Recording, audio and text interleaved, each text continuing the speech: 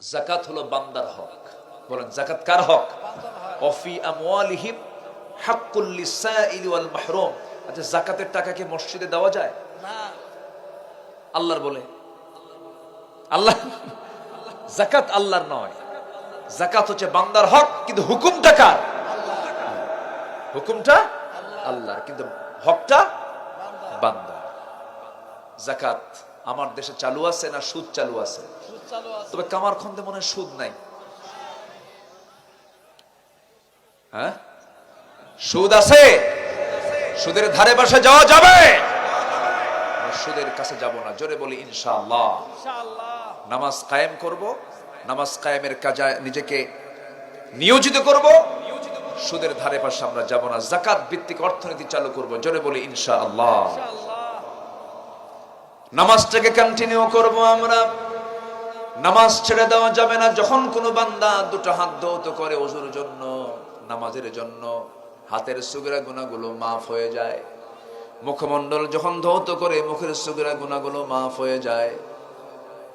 মাথা যখন মাসে করে, মাথার সুগরা গুনাহগুলো মাফ হয়ে যায়। দুই পা যখন ধৌত করে, দুই পার সুগরা গুনাহগুলো মাফ হয়ে যায়। বান্দা যখন নামাজে দাঁড়ায়, আল্লাহ বান্দার সামনে দাঁড়ায়া জানবে। বান্দা যখন রুকু করে, আল্লাহ বলেন বান্দারি তুই আমার কাছে কি চাস, প্রাণ খুলে চেয়ে নে।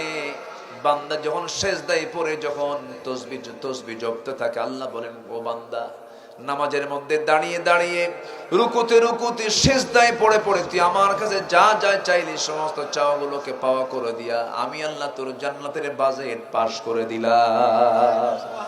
5 ওয়াক্ত নামাজ পড়বেন কারা কারা একটু হাত তুলে দেখান দেখি। জোরে বলি ইয়া আল্লাহ। আমাদেরকে 5 ওয়াক্ত সালাত আদায় করার তৌফিক তুমি আল্লাহ দিয়ে দাও। জোরে বলি আমিন। আরো জোরে আমিন। এই গ্রামের বাসিন্দা কারা কারা একটু হাত তুলে দেখান দেখি। মাশাআল্লাহ, আলহামদুলিল্লাহ, মাশাআল্লাহ, হাত নামান। গ্রামের বাসিন্দা অনেক আছেন। আজকে ফজর হবে কোথায় দেখছেন? ভলিউম নাই কিন্তু। আজকে ফজর হবে কোথায় বলেন? বাড়ি না মসজিদ? ফজর পড়বেন কারা কারা হাত তোলেন। কারা কারা ফজর পড়বেন দেখি, হাত তোলেন দেখি। ফজর পড়বেন মসজিদে, সুন্দরভাবে ফজর পড়বেন কারা কারা, হাত তোলেন দেখি। ইয়া আল্লাহ, সারা জীবন 5 ওয়াক্ত নামাজ আদায় করা তৌফিক তুমি আল্লাহ দিয়া দাও। জোরে বলি আমিন। ইমাম সাহেব আজকে চেক করবেন ফজরে কয়জন গেছে। ঠিক আছে? খুব সুন্দর। আপনারা কষ্ট পাচ্ছেন নাকি? আপনারা বলি আলহামদুলিল্লাহ। এত রাতে বসে থাকা এটা বিশাল বড় জিহাদের কাজ, কিন্তু এই ঠান্ডায় বসে আছেন, এটা বিশাল বড় চেষ্টা। আলহামদুলিল্লাহ। সারা রাত ঠিক আছে থাকেন, আমি চলে যাব। মাশাআল্লাহ। হজ করব। হজ করা কার হক? জোরে জোরে বলেন কার হক? কার হক? ওয়াতিমুল হাজ্জা ওয়াল উমরাতা লিল্লাহ। আল্লাহ পাক আমাকে মাস 3 আগে উমরায় গিয়েছিলাম। আমার ছেলে মেয়ে বউ বাচ্চা সব নিয়ে গেছিলাম। 7 জন একসাথে ছিলাম। মদিনায় গিয়েছিলাম। এবার একটা ভিন্ন একটা সফর ছিল। সেই সফরে আমার খুব সুন্দর লেগেছে বছরের সফরটা। বিশেষ করে মদিনায় রাউদাতুম মিন রিয়াদিল জান্নাহ, রাউদাতুম মিন রিয়াদিল জান্নাহ, অর্থাৎ নবীর কবর আর নবীর মেম্বার এর মাঝখানের অংশকে রাসূল বলেছেন এটা দুনিয়ার জান্নাতের টুকরা।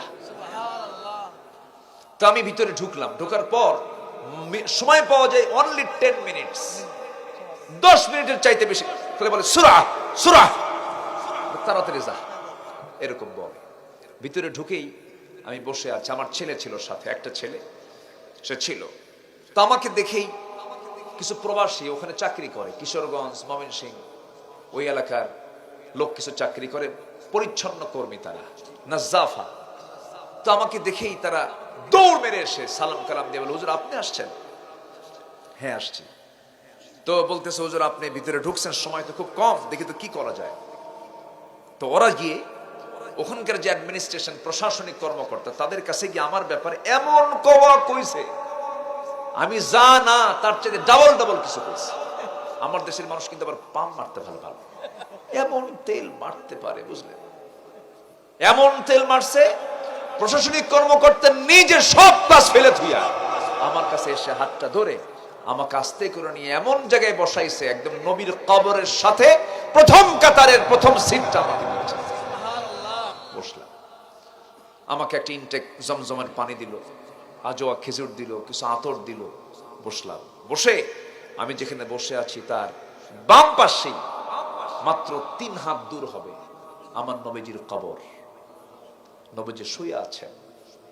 আল্লাহি, আল্লাহর কসম করে বলছি, আমার যেন মনে হচ্ছিল আমার নবীজির গায়ের ঘ্রাণ আমার নাকে ধাক্কা খাচ্ছে।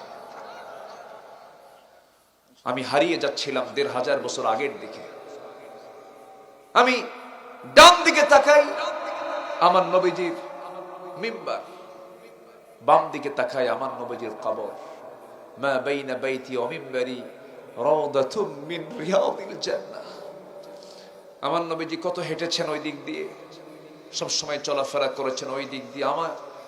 আমি সেই সময় শুধু একটা দোয়া করেছি, আল্লাহ আমার জন্ম তুমি দিয়েছো বাংলাদেশে, আর আমার প্রাণাধিক কলিজার টুকরার জন্ম দিয়েছো মক্কায়, তার লাশটা রেখেছো মদিনায়।